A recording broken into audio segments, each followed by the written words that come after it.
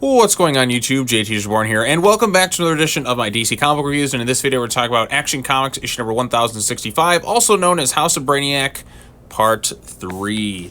You know, we have parts 1, 2, 2.5, and a bunch of tie-ins, but I'm not reading the tie-ins because I feel like that's almost a waste of time at times.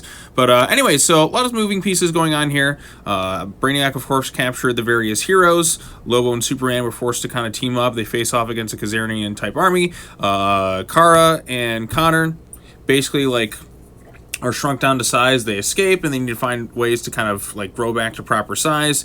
They free some of Superman's villains. They all have to kind of work together. There's some beautiful looking artwork. This one is written by Joshua Williamson, and the artwork this time around you have Rafa Sandoval and Miguel Mendoza. Mendonca? Okay, however I pronounce that. But yeah, so like I said, the artwork looks beautiful on this thing. There's also a backup as well. But we also find some interesting revelations. Brainiac also kept a city of Kalu. As you remember, all the way back in Justice League No Justice, the Omega Titans were basically taking apart planet by planet. They destroyed Brainiac's home planet and he came to Earth.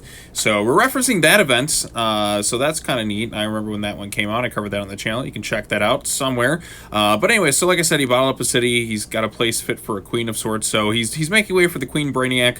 Lobo's, like, you know, the Kazarians or whatever, speak with Lobo. They kind of respect him a little bit. They want him to kind of take out Superman and kind of become the new cool guy in town, if you will. So that's interesting stuff going on. And then the backup, we have Brainiac's son confronting his father, and of course he lives in a really kind of messed up type relationship.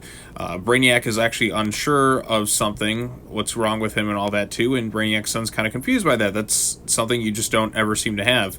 Brainiac is looking for something, like something is kind of missing within his life, and he's trying to find what he's looking for, if you will. So and also we find out that, you know, Brainiac's son's mother is around. So I guess Brainiac had a wife and all that. It's not stuff I'm all that familiar with, but again, that one's written by Williamson, who did the main thing, and Mirko Kolek did the backup. So now that's stuff that's actually kind of interesting. I guess he's looking for, I don't know exactly what Brainiac's up to these days. He's trying to make the Brainiac queen.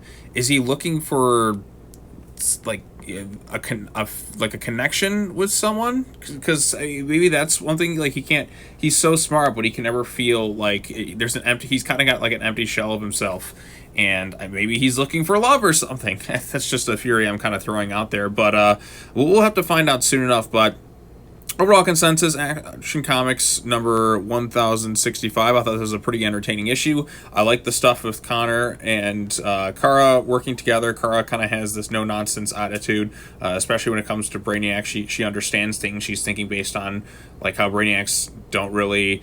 I mean, he's smart, but I mean, he keeps the designs of kind of his ships the same way. And we also have the Superman and Lobo team up, and that's of course going to go south.